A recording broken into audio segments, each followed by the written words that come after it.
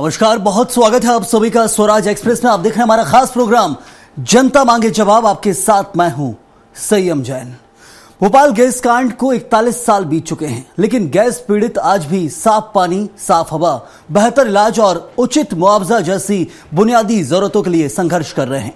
Union carbide plant से leak हुई MIC gas ने हजारों लोगों की जान ली और पीढ़ियों को बीमार कर दिया, लेकिन आज भी प्रभावित इलाकों में पानी और मिट्टी प्रदूषित है।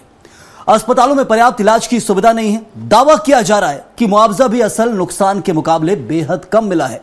इन मुद्दों को लेकर गैस पीड़ित महिला संगठन, संघर्ष मोर्चा और दूसरे संगठनों ने कई सालों तक धरने, रैलियां और दिल्ली मार्च के अलावा अंतर्राष्ट्रीय अभियानों के जरिए इंसाफ की मांग उठाई।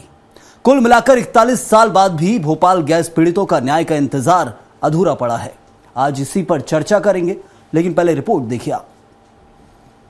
दिसंबर 1984, यह तारीख सिर्फ कैलेंडर का एक दिन नहीं बल्कि मानव इतिहास की सबसे भीषण औद्योगिक त्रासदियों में से एक की याद है। यूनियन कार्बाइड इंडिया लिमिटेड के कीटनाशक प्लांट से रिसने वाली मिथाइल आइसोसाइनेट यानी MIC गैस ने देखते ही देखते भोपाल को मौत और बीमारी की नगरी में बदल दिया। आज इस त्रासदी को 41 साल हो चुके हैं, लेकिन गैस पीड़ितों का इंसाफ, इलाज, साफ पानी, साफ हवा और उचित मुआवजा पाने का संघर्ष आज भी जारी है।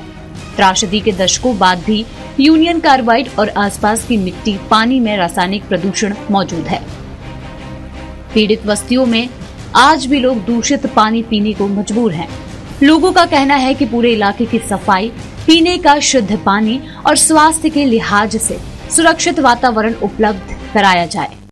बीमारी से झेल रहे हैं कि एक बीमारी ठहरी है, 17 बीमारी हो गई है गैस कांड से, और सही इलाज मिला है। भोपाल हॉस्पिटल में आधी दवा मिलती, आधी नहीं मिलती। अदालत में लड़ रहे हैं, लेकिन उसका समाधान अभी तक नहीं निकल रहा है। 40 साल हो गए हैं, हमारी पूरी जिंदगी लड़ते लड़ते निकल रही है। जो हमें इतनी कम पब्लिक दिखती है, उसकी वजह यही है।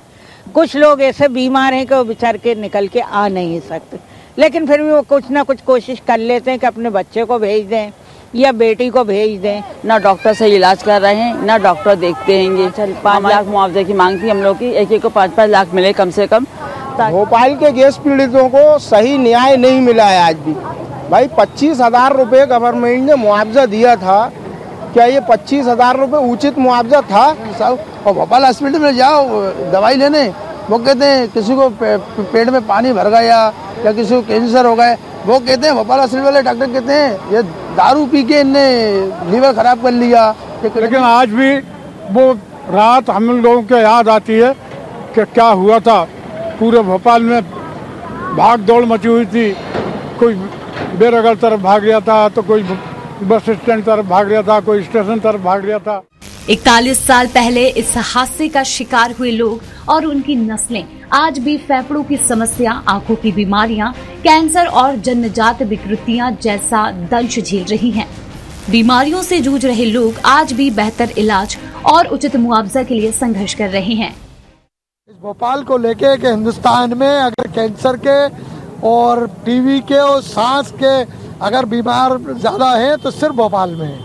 गैस की वजह से तमाम लोगों को कैंसर भी हो रहा है, टीबी भी हो रही है, सांस की बीमारी हो रही है, लेकिन इलाज नहीं मिल रहा है हम लोगों को। भोपाल गैस त्रासदी सिर्फ एक दुर्घटना नहीं थी, यह औद्योगिक गैर जिम्मेदारी, सरकारी लापरवाही और न्यायिक देरी का मिला जुला परिणाम थी, जिसके नतीजे में आज 41 साल बाद भी लोग इंसाफ की गुहार लगा रहे हैं और मांग सिर्फ साफ पानी, साफ हवा, अच्छा इलाज और उचित मुआवजा है।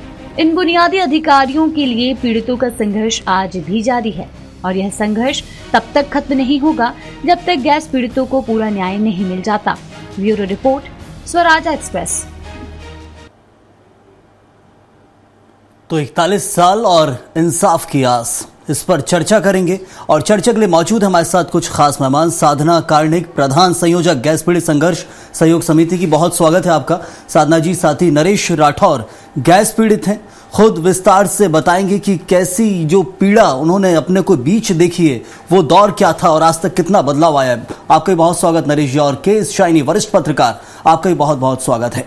साधना जी, सबसे पहले शुरुआत आप ही के साथ होगी।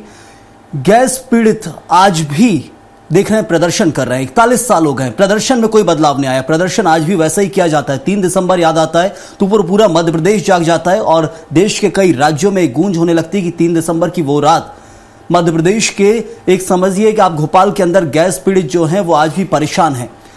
क्या संघर्ष आपने किया था? क्या परेशानी है जो आज तक सरकार नहीं समझ पा रही है? सरकार में दोनों पार्टियां आई हैं, मध्य प्रदेश की 2-3 जो भी हम कहें, क्योंकि इस वक्त में यदि पॉइंट करूंगा तो राजनेताओं को हमने बैठाला नहीं है जवाब लेने के लिए। हम चाहते हैं आज हमारा जो सेशन है उसके जरिए हम पीड़ा बताएं, जवाब तलब नहीं कर रहे हैं, पीड़ा जानने की कोशिश कर रहे हैं। तो साधना जी, विस्तार से बताइए, क्या वो रात थी और उसके बाद आज तक का जो संघर्ष? देखिए, वो जो रात थी उसके बारे में तो हमने बहुत सुना है और गैस पीड़ितों की पीड़ा भी हमने जानी है। सबसे प्रमुख बात यह है कि आज 41 वर्ष बाद भी गैस पीड़ित को सड़क पे क्यों आना पड़ रहा है। और वो सामान्य गैस पीड़ित नहीं है कि कोई सामान्य चलता फिरता है, उसको कैंसर है, उसको टीबी है, उसके लिवर खराब है, उसकी किडनी खराब है। और यदि हम उन दिनों की बात करें तो मैं जब आई थी भोपाल 41 साल पहले की बात कर रही हूँ मैं, दिसंबर 84 में, तो तब से लेके आज तक तो मैंने ये देखा है कि सबसे पहले तो इलाज ही सही नहीं किया गया।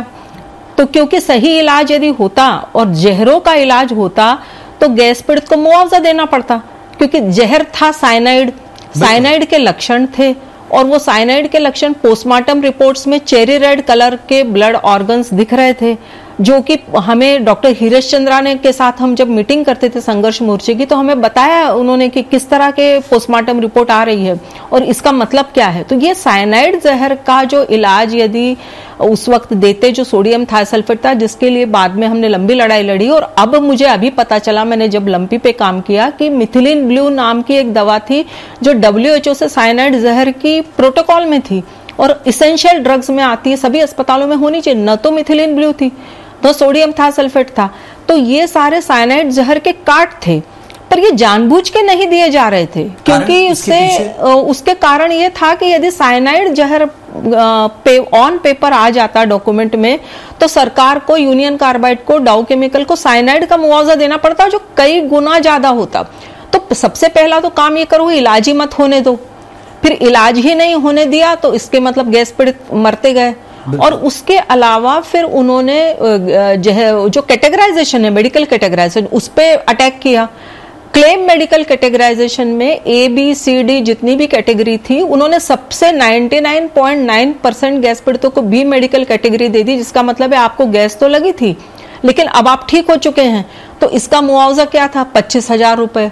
तो ये सारा 25,000 के आसपास सिमट गया, जिसमें कि कुछ 100 की राहत, 200 रुपए महीना, 25,000 एक बार उसमें भी कटपिट गया सारा उनका। तो हाथ में उनके 5-10 हजार भी नहीं आया, क्योंकि अंतरिम राहत हर बार काटते गए, वो जो देते गए उसको पिछला काटते गए। तो ये कौन से कानून थे? आज भी जो मृत्यु हो रही है वो गैस पीड़ितों को ये नहीं माना जा रहा कि ये गैस के कारण मृत्यु है, क्योंकि 92 में ही गजट नोटिफिकेशन निकाल के इन्होंने कहा कि अब से मृत्यु रजिस्ट्रेशन बंद, गैस कांड के कारण। तो आपको चाहे कैंसर हो, आपको किडनी हो, आपको लिवर हो, यदि वो गैस पीड़ित की मृत्यु हो रही है तो वो गैस कांड के कारण मानी ही नहीं जा रही है। कितना ही चीख ले चिल्ला ले, लेकिन सामान्य मौत ही करार दिया जाए।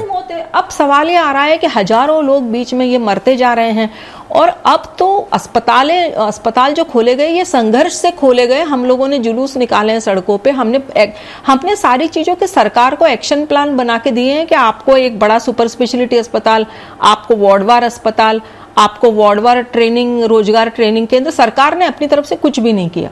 अब मेडिकल लेकिन हम दर्शकों को सुना तो रहे, अभी जो गैस पीड़ितों का कहना है कि अस्पताल बहुत सारे खुल गए लेकिन उनमें डॉक्टर नहीं है और इसके अलावा मशीनें आ गई, उपकरण आ गए, लेकिन उसमें तकनीशियन नहीं है। ये समस्या है। ट्रेनिंग स्टाफ ही नहीं है वहां पर। ट्रेनिंग जो मशीनें चलाने वाला, उन्होंने केवल कमीशन बाजी करने के लिए ये सारी चीजें खरीदी जो होती है सरकार में, वो कमीशन बाजी के लिए होती है। उसको चलाने का, जनता को लाभ देने का उनका कोई उद्देश्य नहीं है।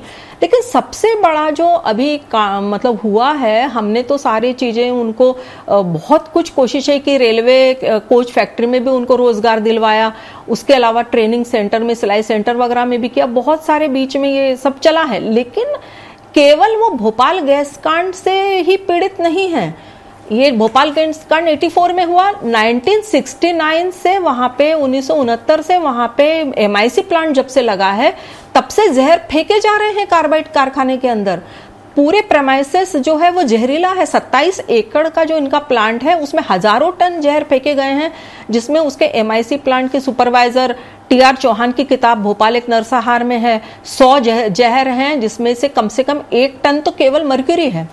इसके अलावा नीरी सरकारी संस्था की रिपोर्ट है कि 1 टन मर्क्यूरी है। अब ये बताइए कि जो पीथमपुर कचरा गया यहाँ से 350 टन, उसमें भी नहीं बताया गया कि इसमें मर्क्यूरी छिपा लिया गया, और न उसका निष्पादन की तकनीक भारत के पास नहीं है। भारत के पास केवल जर्मनी और जापान के पास है। अब ये किस लिए कचरा ले गए थे वहां? सवाल आप जो बात बता रहे हैं उस पर जवाब शाइनी जी से भी लूंगा कि छिपाने के पीछे क्या कुछ कारण रहे, लेकिन फिलहाल नरेश जी हमारे साथ जुड़े हुए गैस पीड़ित हैं। नरेश जी, ये गैस कांड जब हुआ था उस वक्त क्या हालात थे? उस दिन आप कहाँ मौजूद थे, वो ही बताइएगा। उसके बाद से आज तक का जो संघर्ष रहा है, क्योंकि आप खुद पीड़ित हैं, विस्तार से बता सकते हैं अपनी और दूसरों की पीड़ा।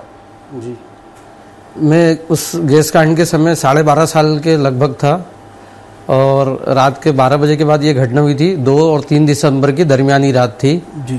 और अचानक से मतलब मोहल्ले में चीख पुकार मचने लगी, लोग चिल्लाने लगे, खांसने लगे, दौड़ने और भागने लगे। तो मैं सोया हुआ था, ये सब सुन के मैं जागा, और दरवाज़ा जब मैंने खोला तो देखा लोग भाग रहे हैं बेतहाशा, और उन लोगों के साथ फिर मैं और मेरा परिवार भी सब सुरक्षित जगह पे चला गया। और उस दिन के बाद से ये है कि अभी तक कोई समस्याओं का कोई हल नहीं हुआ। अस्पतालों में इलाज के लिए जाते हैं, कैसी सुविधाएं आपको मिलती है? कोई सुविधा नहीं है। हर व्यक्ति को गैस अस्पताल खोले गए प्रदेश के अंदर, खासतौर पर राजधानी भोपाल में ही एक अलग से विभाग बनाया गया है, उसके अलग मंत्री हैं। क्या इन सब चीजों का लाभ आपको मिल पाता है, दूसरे पीड़ितों को मिल पाता है? नहीं मिल पाता। इलाज के लिए तो व्यक्ति को आज भी खुद मतलब अपने ऊपर ही निर्भर रहना पड़ता है। सही सुविधाएं नहीं है इलाज की। और तो जब इलाज के लिए कहा जाता है कि उपकरण बहुत सारे हैं लेकिन तकनीशियन नहीं है इस प्रकार के, और डॉक्टरों का क्या कुछ कहना रहता है? क्या जो आपकी बीमारियों को इनसे गैस पीड़ितों से जोड़ा जाता है कि जो गैस कांड के कारण ये बीमारी है, या फिर सामान्य बीमारी करार दिया जाता है? बिल्कुल सामान्य बीमारी करार दिया जाता है। मेरे फैमिली में, मेरे परिवार में ये घटना हुई थी कि मेरी सिस्टर जो कि कैंसर से इस गैस कांड की वजह से मतलब मृत्यु हुई उसकी 2004 में, और अभी तक उसको उसका मुआवजा नहीं मिला। बड़ी खास चीज जो आप बता रहे हैं कि मानने को ही तैयार नहीं है सरकार और प्रशासन। शाइनी जी, ये गैस पीड़ित जो हमारे साथ बैठे हुए हैं, और हमारे दर्शकों को भी हमने सुनाया है कि क्या कुछ उस वक्त हालात थे, कई पीड़ितों से चर्चा की हमारे सहयोगियों ने भी। अब तक क्यों हालात नहीं बदल पा रहे? और इतनी बड़ी चीज जो साधना जी ने बताई कि मानने को तैयार नहीं है। यदि मान जाए सरकारें तो क्या मुआवजा बढ़ जाएगा? क्या कार्रवाई से डर रहे थे? क्योंकि आज की सरकारों पर नहीं, 20 साल की सरकारों पर, उस वक्त से आज तक क्यों छुपाया जा रहा है? नमस्कार आपको और आपके दर्शकों को मेरा प्रणाम। देखिए, इसमें जैसे साधना जी ने बोला कि वो उसमें लिख ही नहीं रहे कि किस वजह से ये डेथ हुई है लोगों की। इसका सबसे मेन का यूनियन कार्बाइड जो है वो इंडियन गवर्नमेंट का भी उसमें स्टेक था। 50 पॉइंट समथिंग जो था वो यूनियन कार्बाइड का था, और बाकी 49 पॉइंट समथिंग जो है इंडियन गवर्नमेंट का स्टेक था उसमें, जिसमें बैंक्स का भी काफ़ी स्टेक थे उसमें, शेयर होल्डिंग था। तो गवर्नमेंट कहीं से ये नहीं चाह रही थी कि ये चीज़ रिफ्लेक्ट हो कि इसमें ये मर्डर का चार्ज लगेगा। इतने लोगों का मर्डर का चार्ज गवर्नमेंट के ऊपर सीधा लगता। आप देखिए, इतना मतलब एक जहरीला गैस जो आप बना रहे थे वहाँ पे, वो एक इतना पॉपुलेटेड एरिया में आप बना ही नहीं सकते, ऐसे फैक्ट्री लगा ही नहीं सकते जो इतने populated area, 20% population of Madhya Pradesh Bhopal का वहाँ पे रह रहे थे, उस लोकेलिटी में रहते थे, और रेलवे स्टेशन पास में था। आप ऐसे लोकेलिटी में कैसे इस तरह के इंडस्ट्री लगा सकते? पहली बात। दूसरी बात यह है कि वहाँ पे कोई भी इस तरह का इक्विपमेंट जो भी मतलब प्रिकॉशन के लिए, सेफ्टी के लिए लगाते हैं कि अगर गैस रिलीज हुआ तो किस तरह से उसको डाइल्यूट कर सकते हैं, उसमें से एक भी जो इक्विपमेंट था वर्क नहीं कर रहा था।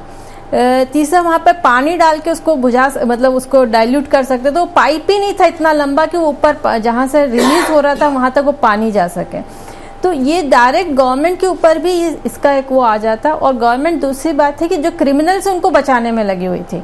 आप देखिए कि एंडरसन को यहाँ से बचा के ले गए। अगर एंडरसन को उसी टाइम यहाँ पे अरेस्ट करते तो लोगों को मुआवजा ज्यादा मिलता, क्योंकि अमेरिकन गवर्नमेंट के ऊपर इसका प्रेशर होता। लेकिन गवर्नमेंट ने वो देखने के बजाय लोगों की जान की कीमत को इतना कम कर दिया और उनको बचाने में लग गए कि आप कैसे भी यहाँ से निकल जाओ ताकि आपके ऊपर केस ना बने। मैंने एक लेख में भी पढ़ा था शाइनी जी की अर्जुन सिंह जब पूछा जाता है, अर्जुन सिंह बोलते कि दिल्ली से फोन आया था इसलिए भोपाल से दिल्ली भेजा और दिल्ली से फिर अमेरिका पहुंचाएगा एंडरसन को। क्या भगाने के पीछे भारत सरकार क्यों इतने दबाव में था उस वक्त का? नहीं, देखिए बात वही है कि गवर्नमेंट का भी स्टेक था उसमें, और दूसरी बात है एंडरसन को बचाने के पीछे उनका ये था कि उनको मालूम था कि लोग वहां पे उनको रखेंगे तो लोग ही उनको मार देंगे, इतना नाराजगी थी उनके प्रति, तो उन्होंने कहा कि आप यहाँ से निकल जाओ। लेकिन ये गवर्नमेंट की मतलब जस्टिस का एक वो है मतलब एक तमाशा है, किस तरह से आपने लोगों के साथ इंजस्टिस किया। और आज तीसरी पीढ़ी जो है वो भी गैस के जो इफेक्ट से बीमारियों के शिकार हो रहे हैं। आप देखिए उनको मतलब डिसेबिलिटी है, जिस तरह से लंग्स में प्रॉब्लम है, ये आज की पीढ़ियों में भी दिख रहा है और गवर्नमेंट इसको रिकॉग्नाइज करना ही नहीं चाह रही है इस चीज को। तो आप 25,000 देख के आप सोच रहे हो कि कंपनसेशन दे दिया, ये किसी की भी लाइफ की कीमत इतनी कम नहीं हो सकती है।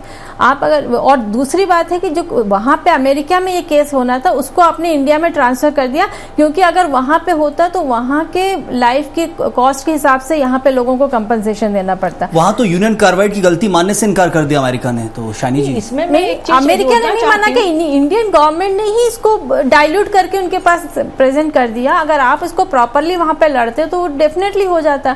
आप केस ही नहीं लड़ना चाहते, आप उसको इतना डाइल्यूट कर दिया। आपने कहा ही नहीं कि जो लोग की डेथ हुई है वो साइनाइड से हुई है। तो पहला दबाव खुद का था, यानी कि सरकार का, भारत की सरकार का पहला दबाव खुद का था, खुद ही संरक्षण की, बचाने की कोशिश की गई। साधना जी बोले। मैं इस मामले में ये कहना चाहती हूँ कि केवल लोग मारेंगे एंडरसन को इसलिए नहीं ले जाया गया। अमेरिकन ये जो नीतियां होती है, कोई भी यदि कांड होता है तो सबसे पहले उन नीतियों को देखा जाता है कि नीतियां किस तरह की और क्या उसमें कोई बदलाव आया पहले या बाद में। लेकिन हम तो ये देखते हैं कि जो अमेरिकी परस्त नीतियां थी, वो अमेरिका परस्त नीतियों के कारण भारत उसके कदमों में झुका हुआ था। और उसके बाद एंडरसन को वहां पे इसी कारण से उनके आका समझ के उनको वहां ले जाया गया, उनको बचाया गया और पूरी तरह से अमेरिकी कंपनी के अधिकारियों को बचाया गया। जनता तो कुछ नहीं करने की स्थिति में थी, जनता गैस से पीड़ित थी, जनता इतनी बुरी हालत में थी कि वो कुछ करने के अपने खुद को बचा रही थी उस वक्त। और सबसे बड़ी बात यह है कि इसमें रिसर्च वाला जो एस्पेक्ट है कि आपने इस गैस कांड पे जितने भी रिसर्च आईसीएमआर के हो रहे थे वो 27 के 27 प्रोजेक्ट का रिसर्च ही आने नहीं दिया, जिसमें कि पता चल रहा था कि शरीर के सारे अंगों पे कितना असर पड़ा है, जिससे कि मुआवजा बढ़ता। सारी चीज मुआवजे से जुड़ी हुई थी और सारी चीज दूसरे कंपनियों से लाभ लेने में जुड़ी हुई थी। अलग अलग प्रकार से लाभ। भोपाल गैस ट्रेजेडी रिलीफ विभाग बना हुआ है मध्य प्रदेश में, क्या करता है विभाग? क्या इसका सहयोग आपको गैस पीड़ितों तक पहुंचाने में मिल पाता है? बिल्कुल भी नहीं मिलता। उनका कोई रोल नहीं है, उनका कोई काम नहीं है, वो कोई अपना उनकी कोई एक्शन प्लान नहीं है। उन्होंने गैस इसके अलग से प्रदेश में मंत्री बनाए गए, मुख्यमंत्री खुद देखते हैं, सचिव हैं इस विभाग के अंडर में, लेकिन कोई उनका, बल्कि उनका केवल अभी जो था पीथमपुर में ये जो कचरा ले जाने में भोपाल का, और वो कचरा भी उन्होंने गैर वैज्ञानिक रूप से जलाया। वहां हमने साउथ के वैज्ञानिकों से सारी सरकारी लैब रिपोर्ट का रिव्यू करवाया है और रिव्यू में हमने ये देखा कि भोपाल गैस त्रासदी का जो विभाग है और सीपीसीबी, एमपीपीसीबी, ये जो मध्य प्रदेश शासन की जो विभाग हैं पर्यावरण के, इन्होंने पूरी तरह से पर्यावरण के साथ पूरा खिलवाड़ करते हुए और ये पीथमपुर कचरा ले गए जो नियम के विरुद्ध था ले जाना भोपाल से, और वहां नियम के विरुद्ध, इनको प्रोटोकॉल के विरुद्ध उसको जलाया गया, जिसमें मर्क्यूरी की इतनी भारी तादाद थी कि जिसको पूरी तरह से छुपा लिया। अब वो 350 टन कचरे में करीब 350 किलो मर्क्यूरी थी। और यह मैं नहीं कह रही हूँ, ये 2015 की सीपीसीबी ट्रायल रिपोर्ट जो है इंसिनरेशन की, उसमें से हमने ये आंकड़ा निकाला है। और अभी 2025 में तो क्योंकि कचरा वही था जो 2015 में था, ट्रायल हुआ, फिर 2025 में उसी कचरे का ट्रायल हुआ और अभी जलाया गया। तो उसी कारण हमने 15 के रिपोर्ट में से उसका एनालिसिस किया है कि 350 किलो तो अकेली मर्क्यूरी है। अब आप बताइए कि मर्क्यूरी को आप छिपा रहे हैं कचरे में, मर्क्यूरी की आपको तकनीक नहीं आती और आप ऐसा वातावरण बना रहे हैं भोपाल में कि हमने भोपाल को क्लीन कर दिया, सीध साफ ठीक तरह से झाड़ू भी पूरा क्लीन हो गया क्या साधना जी? पूरी तरह एक हल्की फुल्की झाड़ू लगाने टाइप का काम हुआ। 2005 में बोरियों में बंद करके रख दिया था वो सारा कचरा, जिसमें से 10 टन वो ले गए थे 2015 में ट्रायल करने के लिए, जिसके आधार पे हमने सारा इनका कच्चा चिट्ठा अदालत के सामने खोल के रख दिया। और 2025 में वही 350 टन ले गए थे, जिसमें इन्होंने सारी चीज को हमारे उजागर करने के बाद छुपा दिए।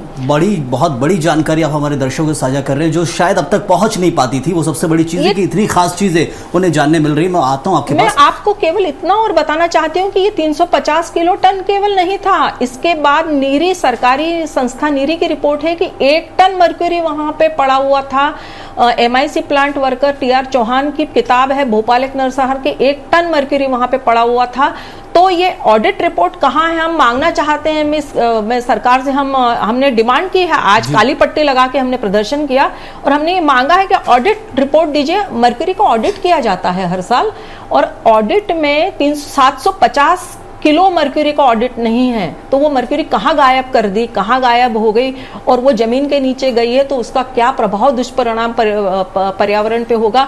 लाखों टन मिट्टी वहां की जहरीली। तो आप किस बिना पे आप भोपाल का तमगा ले रहे हैं? और इन सवालों को कितना समझती है सरकार, क्योंकि आज के सवाल नहीं, 41 साल से लगातार पूछे जा रहे हैं और दिन ब दिन सवाल बढ़ते जा रहे होंगे रिसर्च के साथ। आपने भी खुद देखा होगा साधना जी की जैसे जैसे रिसर्च बढ़ी उसके हिसाब से सालों साल सवाल बदले ही है और नए बड़े हैं, कम नहीं हुए। नरेश जी, यहाँ पर जो हम कहते हैं कि तीसरी पीढ़ी तक अब इसका दंश फैलने लगा है, आपके परिवार के अंदर क्या कुछ इसके बदलाव, और दूसरी बड़ी चीज कि आज तक जो राहत मिली है उसके बारे में जरूर बताइए कि सरकार कितनी राहत दे पाई आज तक 1984 से लेके अब तक।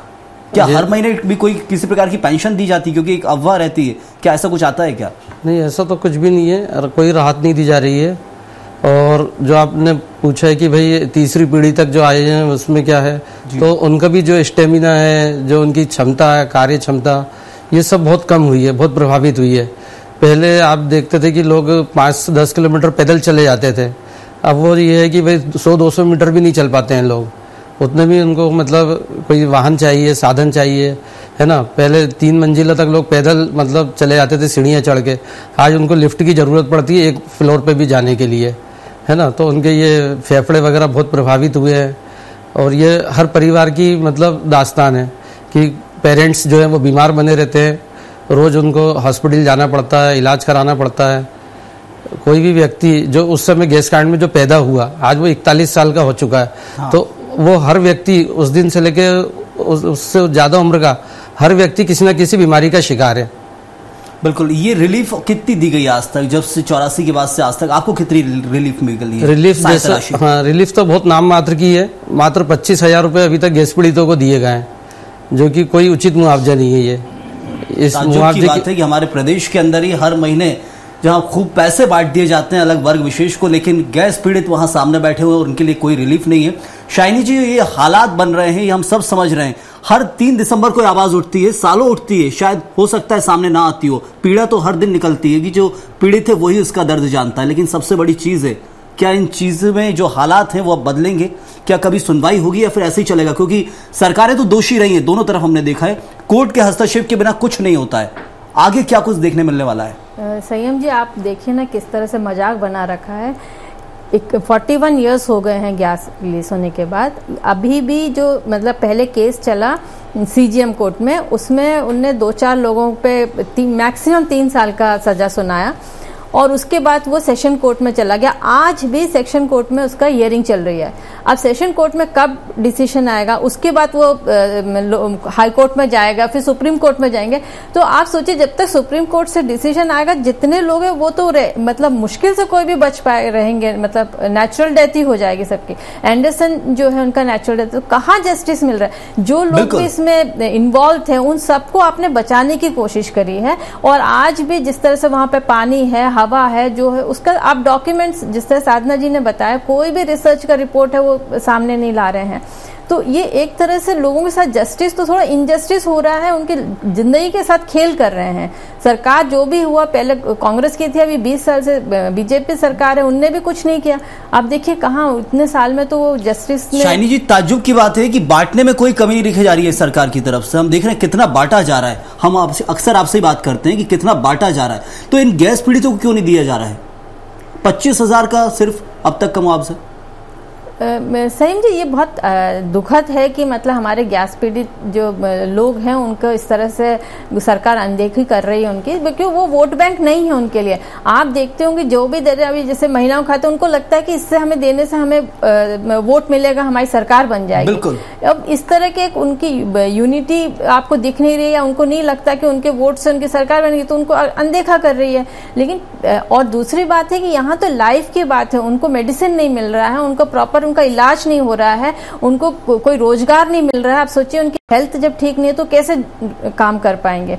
आप उस दिशा में कोई काम नहीं करो, डिपार्टमेंट को आप पैसे देते जा रहे हो, वो पैसा कहाँ जा रहा है उसका कोई अकाउंटेबिलिटी नहीं। जरूर एक अंतिम छोटा सा सवाल साधना जी से लोगों कुछ कहना भी चाहते हैं। साधना जी, मेरा एक छोटा सा सवाल था, आप लगातार कोर्ट की भी लड़ाई लड़ रहे हैं, सरकार से भी लड़ रहे हैं, अब क्या मांग है? दोषी जो था एंडरसन, वो तो अपनी मौत मर गया, सजा कोई नहीं दे पाया उसको, लेकिन सबसे बड़ी चीज है आज जंग हो रही, क्या किसी के खिलाफ हो रही है या सिर्फ मूलभूत सुविधा जो एक गैस पीड़ित को मिलनी चाहिए उसकी मांग हो रही है? जो राजनीतिक दल थे उन्होंने तो इन कंपनियों से ले लिया, उनको जो चाहिए था वो उनको मिल गया। अब जनता की परवाह किसी को नहीं है। और सबसे बड़ी बात यह है कि खिलवाड़ गैस कांड के बाद अब पर्यावरण, भोपाल नहीं, भोपाल के आसपास का इलाका उसकी जद में आ चुका है। और ये जहरीला कचरा कितनी गहराई तक गया है, कितनी लंबाई तक गया, इसका आकलन तक नहीं किया गया आज तक। और अब ये कहा जा रहा है कि वहां पे पेड़ लगा दो तो वो ठीक हो जाएगा, या वहां पे जो है स्मारक बना दो। तो स्मारक में आप एक जहरीला कंक्रीट बिछा के जहरों को उसके अंदर दफन कर देना चाहते हैं और एक जहरीला स्मारक खड़ा करना चाहते हैं। और आज तक आपने मुआवजा तो दिया नहीं है, न तो गैस पीड़ितों को दिया, और क्योंकि उनको आपने ऐसी कैटेगरी बना दी उनकी कि तुम्हें गैस तो लगी नहीं थी और तुम लगी भी थी तो तुम अब ठीक हो चुके हो, चाहे वो उनको कैंसर हो गया, चाहे उनको किडनी खराब हो गई। तो ये तमाम सारा तमाशा जो है वो चल रहा है। ये बहुराष्ट्रीय कंपनियां, ये कॉरपोरेट परस्ती और ये गरीबों के साथ खिलवाड़, ये नहीं चल सकता और सरकार को जागना चाहिए। और इसके साथ ये जो पीथमपुर के जो जहर हैं, अदालत ने जो आदेश दिया है कि इसको दफनाया नहीं जा सकता, क्योंकि इसकी हमने लड़ाई लड़ी, अदालत के सामने रिपोर्टें रखी और अब अदालत ने उस पर रोक लगाई और कहा है कि इसके लिए वैकल्पिक जगह देखी जाए, जो सरकार ने अभी तक देखी नहीं है। और न ही भोपाल के लिए ग्लोबल टेंडर बुलाए, न पीथमपुर में ग्लोबल टेंडर बुलाए। अंतर्राष्ट्रीय मानदंडों के अनुसार जो होना चाहिए वो होना चाहिए, उनके टेंडरिंग करके अंतर्राष्ट्रीय ग्लोबल टेंडर कि बहुत पीड़ा है, यदि पीड़ादायक ये विषय है और ज्वलंत ये विषय है, लेकिन जितनी चर्चा करेंगे उतना कम है, क्योंकि ये 1 या 2 साल की नहीं 41 साल की बात है। संघर्ष आपका बहुत ज्यादा रहा है। बहुत शुक्रिया अदा करूंगा, वक्त इतना ही था। साधना जी आपका भी, और साथ ही शाइनी जी आपका भी बहुत बहुत धन्यवाद हमारे साथ जुड़ने के लिए, और नरेश जी आपका भी बहुत शुक्रिया। ज्वलंत विषय है गैस पीड़ितों की, जब भी चर्चा की जाती है 3 दिसंबर की बात आती है, आज का दिन याद आ जाता है कि 41 साल पहले क्या हुआ था। जिन्होंने दंश झेला है वो बेहतर समझते हैं, लेकिन जो जिंदा है उनको सिर्फ कहा जाता है कि आपको कुछ नहीं हुआ क्योंकि आप जीवित हैं, लेकिन जो मर गए उनके लिए संवेदना है, और जिंदा लोगों के लिए कितनी संवेदना है ये आप खुद देखिए और समझिए। आज के इस दौर में भोपाल में आज भी गैस पीड़ित आंदोलन कर रहे हैं। इस वक्त के लिए फिलहाल इतना ही। आप बने रहिए स्वराज एक्सप्रेस के साथ।